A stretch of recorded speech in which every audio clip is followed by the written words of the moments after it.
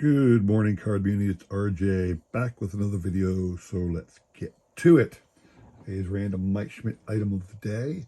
I've shown this off a few times before, but love showing off cool Mike Schmidt stuff. It's a little mini bat. It's about, I don't know, 18 inches long, something like that. Got the Phillies logo on it. Genuine Mike Schmidt, Philadelphia Phillies. Got the Louisville Slugger moniker in the middle, Cooperstown collection thing. That's really all it is. Just a cool little mini bat of Mike Schmidt, so it fits nicely in my collection. Random baseball item of the day. I want to challenge everybody else to come up with something like this. I have that I'm going to show off you something that I have no clue why I keep. I have no idea. It makes no sense. I should just throw it away, but I can't let go. Okay? Tell me if you guys have this. This is a collection. I keep these items in this little box right here. Very thin, very small, but that's where I keep old ticket stubs to various games I have gone to through the years, minor league games included. What is this? I'm not even sure what this is. Oh, this was like a Las Vegas casino show I went to. The Bowie Bay Sox at one time. A lot of Phillies tickets, obviously. I have just a bunch of random Phillies tickets I went to, and I kept the ticket stubs. I never got rid of them. And I don't know why I keep them. There's zero value in ticket stubs, unless, of course, it was a big thing. And I suppose I could find out. I could go back and look at this game and find out if anything in particularly great happened. I know I never sat through a no-hitter. I know I never sat through a legendary moment. But I have all these useless ticket stubs, and I don't know why I keep them. I really don't, but they're always on my shelf. They're part of my collection, and I just can't get myself to get rid of them. So I would love to hear from you guys if there's something like that that's on your shelf or in your collection. You know it's complete trash. You just know it, but you can't bring yourself to let go.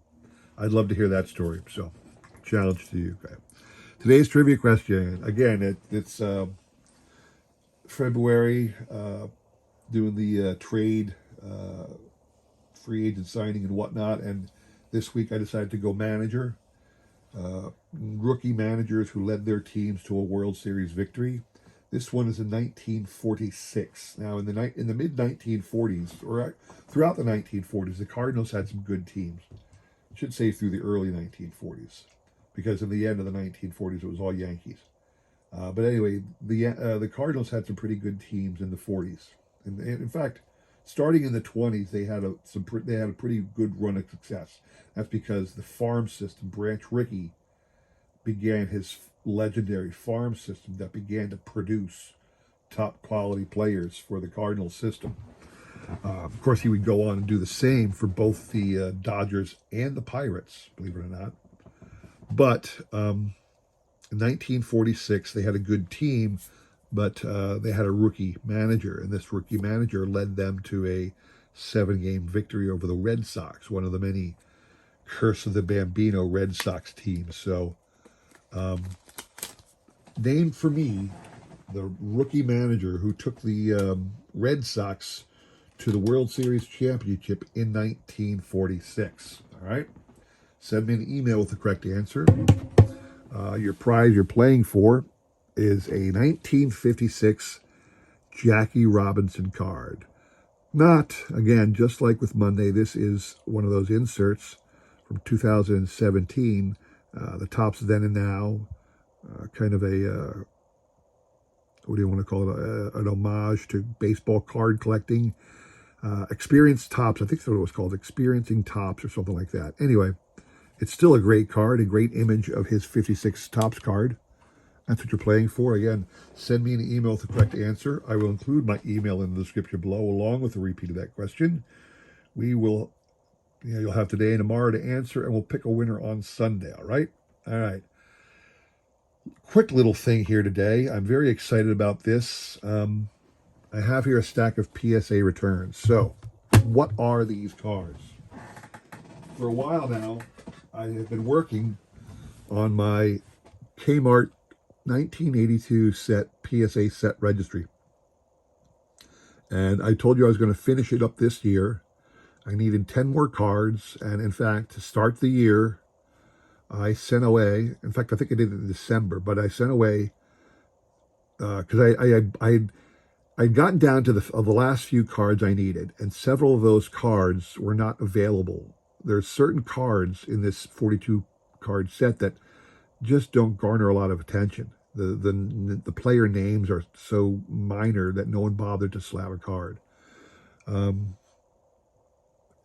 there's one or two where there is the total population of all cards slabbed in this set is less than 10. So there was no way I was going to find it on the bay.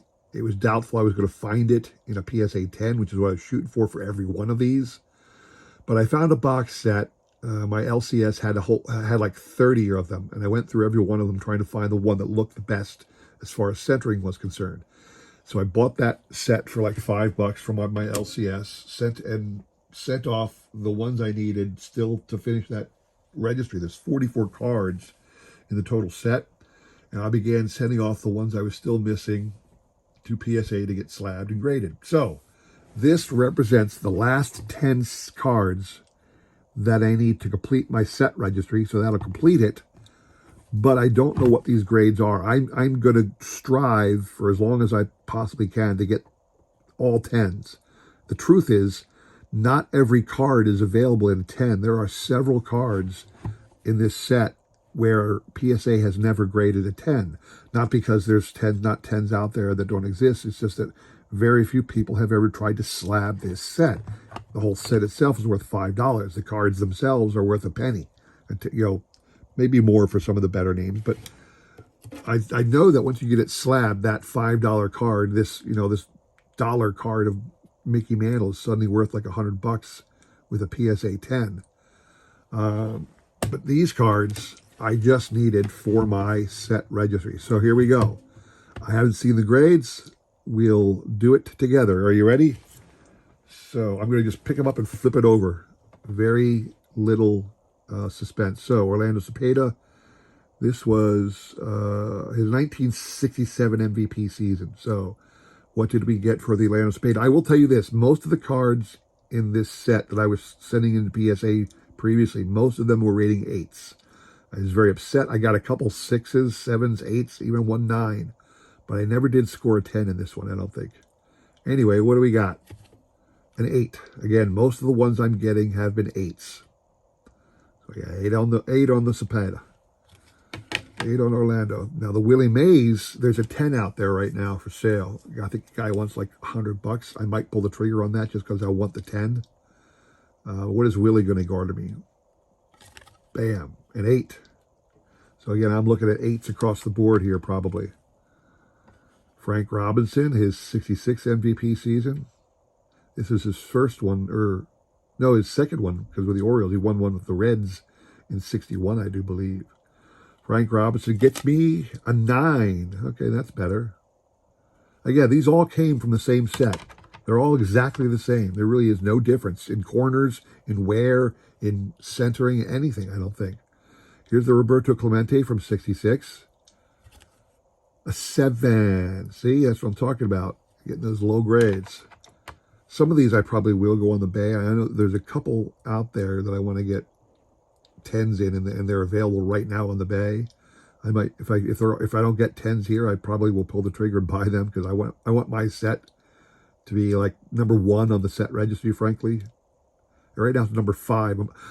But what I'm going to do is I'm going to enter all this into my set registry, and I'll come back at the end of the video after I've done that. I'll take a day or two and do that and splice the video together so you'll get the information right away.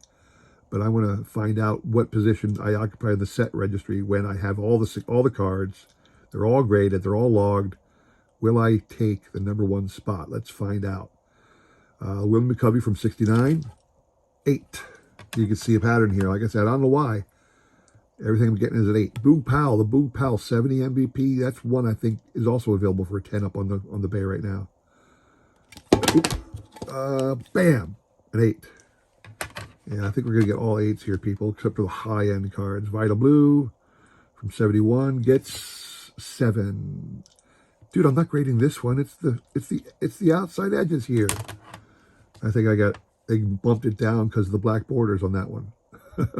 72 Rich Allen, 8. Yeah, you see the pattern. It's all 8s and 7s. Or I did get 1 9. That's true. Freddie Lynn, 75, 8. And Joe Morgan, 75, 6. Good God. So, all right. Well, the whole part about this is now it completes my set. I have the whole run of PSA registered cards. I will be, updating that. I will be definitely going out and getting better versions when I can find them. I want to increase my set registry position. All right, so that's what I had to show you. A little disappointed in the 6 here. I'm disappointed in the 7s, frankly, but it is what it is. I'm going to log these into my PSA set registry, and then I'm going to come back and I'm going to tell you, in the end, what rank am I on the PSA set registry for this set. You know, there's probably not a lot of people who wasted time on this set registry, but I'm one of them. So give me a minute. Well, for you guys, it'll be a split second. For me, it might be several hours or even a day or two. I'm going to log these in, find out where I land on the set registry for this set, for these cards. And again, I'll probably update some of the other ones I can update right away. I'll probably update them right away. So stick with me for a split second, and I'll let you know what I find out. Hang on. All right, everybody, I'm back. What you see in front of you is my full set registry, my full set, 1982, Topps K-Mart, all 44 cards that make up a set registry. I'm going to go through them real quick for you. My 1982 Topps K-Mart. It started in the 62 MVP season, 62 MVP Mickey Mantle of the American League in a Gem Mint 10. Maury Wills in a 7. Maury Wills was one of those cards where there weren't a lot slabbed. Elston Howard, same thing, in an 8. Not a lot of them available. I got the 63 Koufax in a 10. The 64 Brooks Robinson in a 10. I actually picked this one up, believe it or not, which started me on this quest. I got this off of John Jabs, the Past is Alive. He was having one of his little auctions. If you know John Jabs and his little weekly auctions, he sells all kinds of interesting things, and I picked this up from him during one of his little auctions. Ken Boyer, another one that you don't have a lot of pop on, so I got an 8 when I sent it in myself. Same with Zoilo Versales. You got the 8. You just saw the Willie Mays in an 8. You just saw the Frank Robinson 9. And you just saw the Clemente in a 7, although I think there's some better versions out there on the bay I'm going to have to pick up. I have my 67 Yaz in a 10. You just saw the Cepeda come back in 8. Danny McLean is another one of those, hard to find. Hard to even find it in the set registry. Not many of these cards were ever slabbed, but I got mine in a 9. Nice 10 Gibson. 10 on the 69 Killebrew. 8 on the McCovey. You just saw this one. 8 on the Boog Powell. 10 on the bench. There's a lot of benches out there, so I'm able to get those in a decent grade. You just saw my disappointing 7 for the Vita Blue. The corresponding National League one, the Joe Torre, was a 10. I'm bummed about the discrepancy, but what are you going to do? Richie Allen in an 8. Second Johnny Bench MVP one in a 10. 73 Jackson in a 10. 73 Rose in a 10. Jeff Burrows is one of those hard to find cards. I had to slab this myself. Got an 8. Like I said, I was getting almost all 8s in my cards returns. Garvey in a 10. You saw here just a moment ago the Fred Lynn in an 8. Joe Morgan, I think he's one of the few cards I have as low as a 6. I don't have many 6s. I think I have one other 6. And it's just that the cards, it's so impossible to find the card. You take what you can. 76 Munson's a 10. 76 Morgan was a 10. 10 on the Rod Carew. 10 on the George Foster. I think everything else, well, not everything else is a 10. Get them out of here. 10 on the Jim Rice. 10 on the Parker. 6 on the Baylor. This is another one I was disappointed in. I sent this in myself. It came back a 6. But there just aren't a lot of these cards slabs, so you kind of have to take what you get.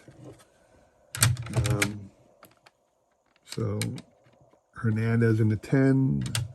Co-MVP Starswell got a 10. George Brett, 10. Mike Schmidt's an older holder here. Maybe I'll trade up for a new holder, but it's still a 10. Oop, dropping everything. Raleigh Fingers got a 10. The second MVP from Schmidt got a 10. The Drysdale I sent in. I thought, maybe I didn't. I got a 9 on the Drysdale. A 10 on the Aaron. I picked this up off the bay when I saw this guy. And then a 8 on the Rose. So that's it. That is my entire set. And like I said, I logged them in already.